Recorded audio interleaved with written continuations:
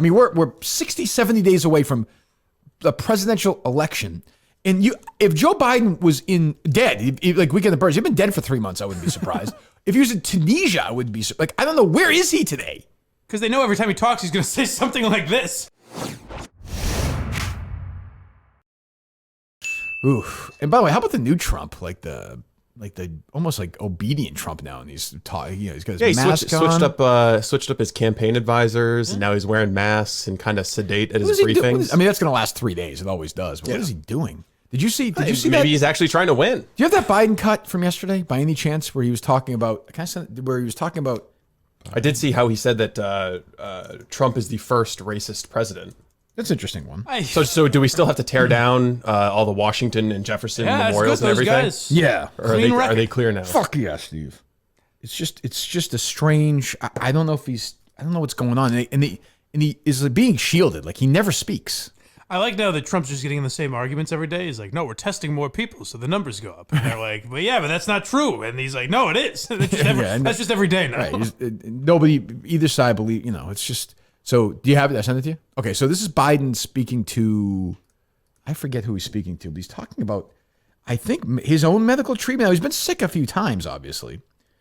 And his son was sick, obviously, too, his son, Bo. But, I mean, this is a cut that I don't understand this. It takes about 20 seconds before you get to it, the sort of the money shot here. But tell me if you've ever heard of this procedure for an adult. Go ahead, Steve. And I had a nurse nurses at Walter Reed Hospital who would bend down and whisper in my ear.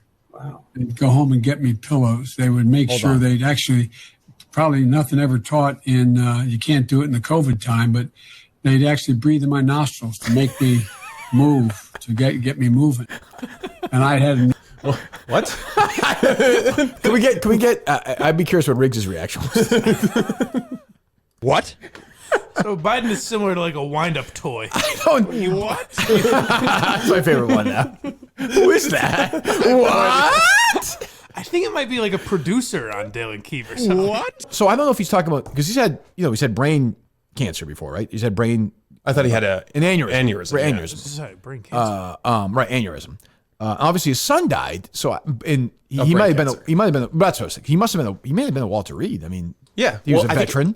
His son probably would have also, just as family of the vice president. But I think that he gets care at Walter Reed as well. So I don't. So that's that. I'm sure he's been there many times. I just don't know. And I saw a lot of nurses tweeting.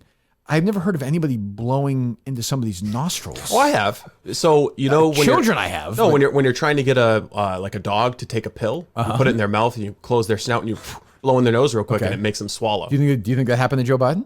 Well, if he was being fussy with his pills.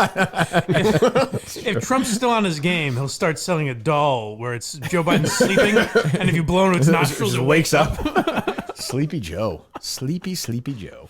Where is Hunter Biden, by the way? He's been awfully quiet on the campaign trail. The media's been taking care of that. They've been really trying to ask him the tough questions. It's bizarre. Like, obviously, Trump is a lunatic and does plenty of stupid shit, of course. But like Biden is literally being protected by the media right now. They don't want to ask him questions. They want him to win. Like, you forget. July, August, September. We're like 3 months away from a fucking presidential election. Oh, even shorter than August, that. September, October. Like 2 months from when people are going to start voting. Yeah. I mean, we're 60, 70 days away from the presidential election. And if Joe Biden was dead, like Weekend of the Birds, he'd been dead for 3 months, I wouldn't be surprised. If he was in Tunisia, I wouldn't be like, I don't know, where is he today? Because they know every time he talks, he's going to say something like this, and they don't want him to look like an asshole, so they just avoid him. I know, but I understand why the Biden campaign's doing that. Yeah, and I understand that's what the media is now. Well, I understand why the media is doing it, but I don't understand why the media is doing it. Did you see any of Trump's big interview with Chris Wallace earlier in the week? I watched it, yeah. I thought the part about the cognitive test was kind of funny. Chris Wallace is pretty good too, I think. I got the audio from that if you want to play it. Let's go down. Joe and I will take a test. Let him take the same test that I took. Incidentally, I took the test too when I heard that you passed it. Yeah, how did you do it? Well, it's not the hardest test. No, but there's a picture and it says what's that, and it's an elephant. No. See, that's hold on. Trump hates that because Trump wants to make it seem like it gets under his skin so bad. And I love Alex Trebek, and I'm sorry he's going through it, but every year Alex Trebek would say he passed the Jeopardy test to get on the show, which I've never believed. But like if you called him out, I'm sure he'd get pissed off. This is like Trump wanted everyone to believe that this was the hardest test of all time. Yeah.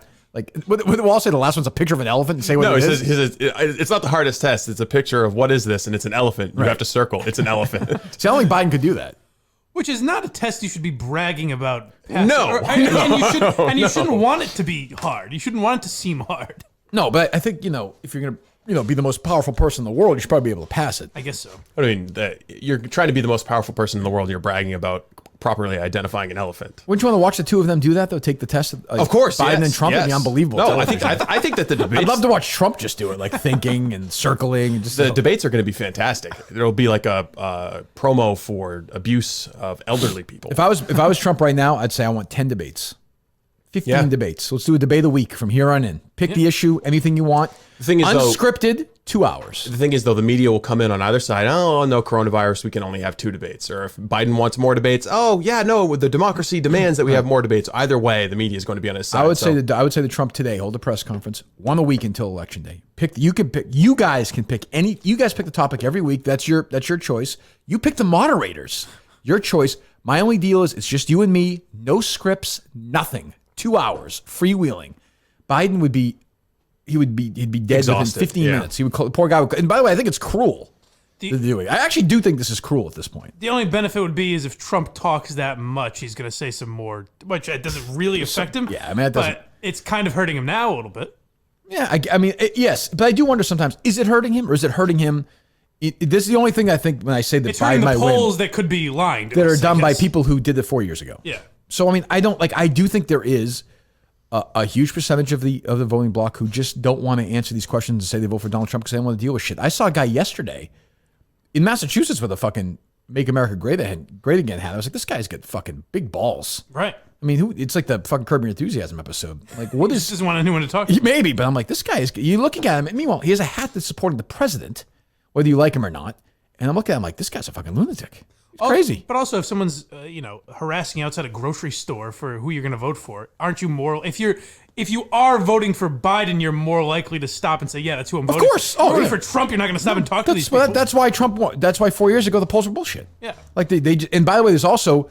And Trump has cultivated this, a portion of America where, and this has nothing to do with Trump, I'm the same way. If some pollster called me, I'd be like, fuck off. Like, I don't trust you. Why would I trust you? If only there was a term for like the type of culture we live in where you're afraid to mention certain aspects of your thoughts. It's a good question. The future the liberals want. That's what